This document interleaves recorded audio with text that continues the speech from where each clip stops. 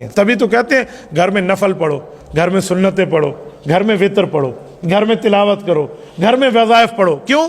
اس کا فائدہ جو گھر میں شیاطین اور جنات رہتے ہیں نا، وہ ڈرنا شروع ہو جاتے ہیں اس نمازی سے جو گھر میں سنتیں پڑھتا ہے۔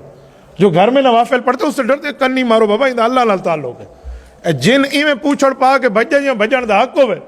ہم گھروں میں نہ وظیفے پڑھتے ہیں، نہ عبادت کرتے ہیں، نہ تلاوت کرتے ہیں، نہ نوافل پڑھتے ہیں۔ فرض مسجد میں ہے نا، باقی تو ہم گھر میں کر سکتے ہیں۔ آپ 1 مہینہ کر کے دیکھو، آپ کے گھر میں سکون نہ ہو جائے۔ 2 نمبر عاملوں کے پاس لوگ جا جا کے ان کی منتیں کر کے طویل رہو چسائیں، وہ ان کو لڑا رہے ہیں، جھوٹ بول رہے ہیں۔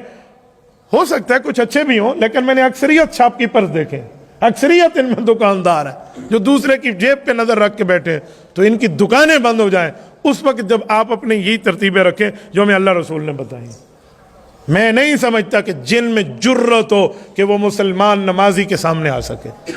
مسلمان ہو، نمازی ہو، اللہ رسول والا ہو، تگڑا بندہ ہو، اللہ کا حق نہ کھاتا ہو، جن کی ماں نے وہ بچہ ہی پیدا نہیں کیا جو اس کے سامنے آ سکے، یہ کوئی بات ہے؟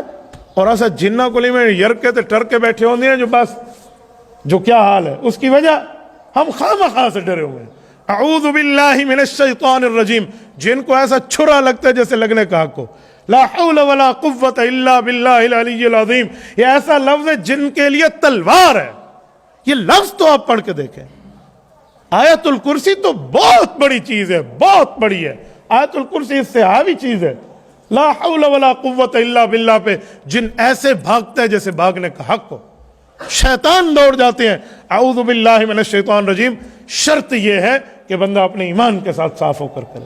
تو یہ تب ہے جب اللہ سے تعلق جوڑے گا، اور اللہ سے تعلق کب؟ جب اپنی پیدائش پہ غور کریں گے، اپنی مرضی رب کے حوالے کریں گے۔